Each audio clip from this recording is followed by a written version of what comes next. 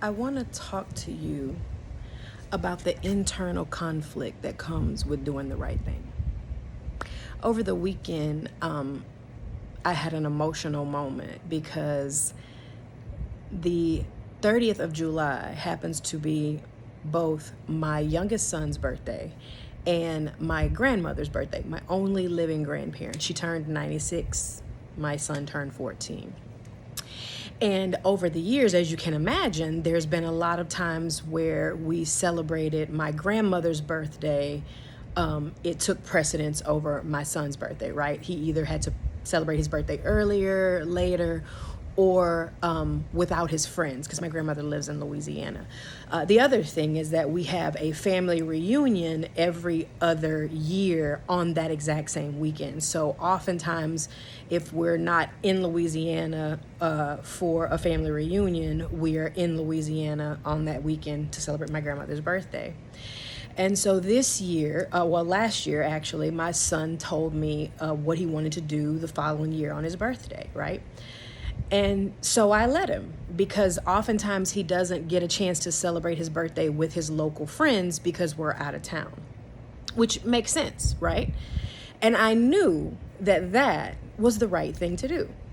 And as the day approached, I began to get more and more conflicted, because of course we've been dealing with pandemics, so we haven't had our family reunion that we normally have.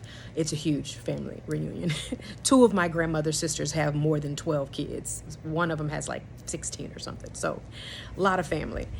And I also, because of my ankle surgery, missed being able to travel to Louisiana for my uncle's funeral. First aunt or uncle to pass away in my lifetime, right? And so I had to miss that. And now I'm going to be missing, this was just a few months ago, and now I'm going to be missing my grandmother's birthday celebration, another family gathering where we all get together from all over the country. And I got emotional when I FaceTimed them to say happy birthday to my grandmother. You may not know this about my family, but our volume when we're together is always on 10. Myself and three of my aunts in particular, we corner the market on loud, right? I say three of my aunts. I only have three aunts on my dad's side of the family. It's three boys and three girls. And so the volume was so high that I really couldn't say happy birthday to my grandmother. She got to see my face. She knew why I was calling, but it was so loud in there that she couldn't really hear me.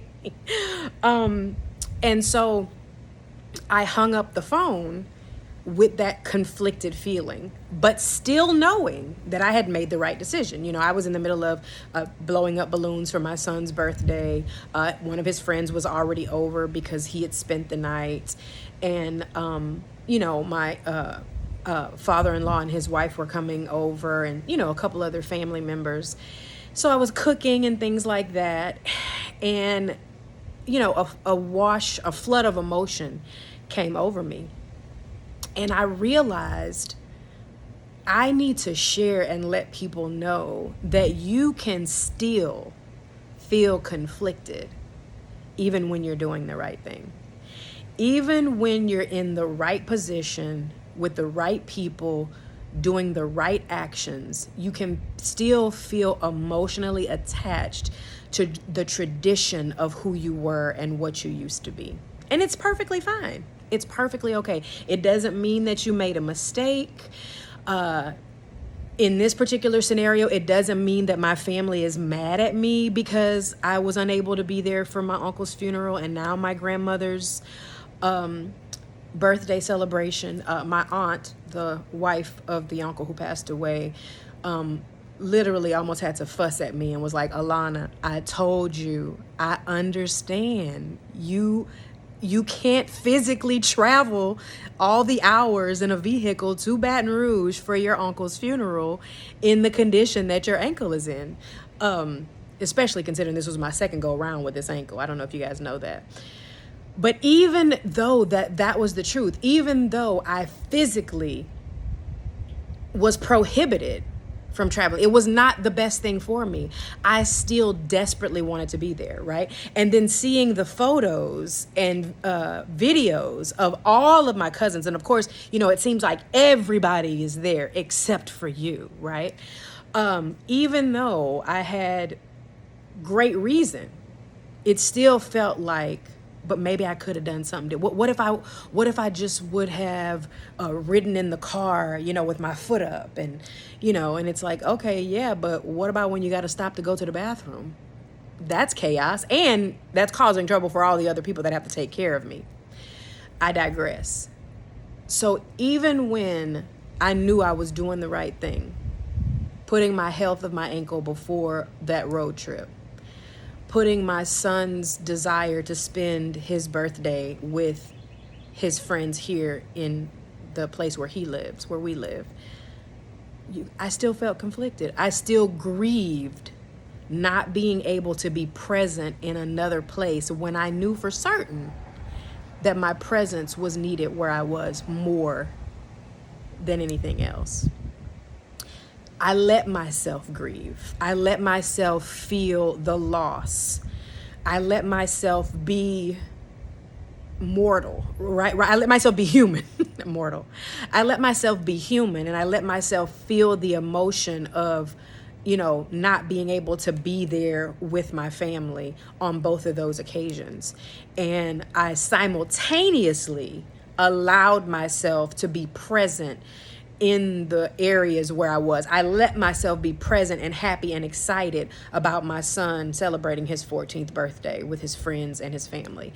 I let myself be present and content with the idea that I was at home with my foot up, taking care of my ankle and focusing on my healing, when I really wanted to be in Baton Rouge with my family, celebrating my uncle's life.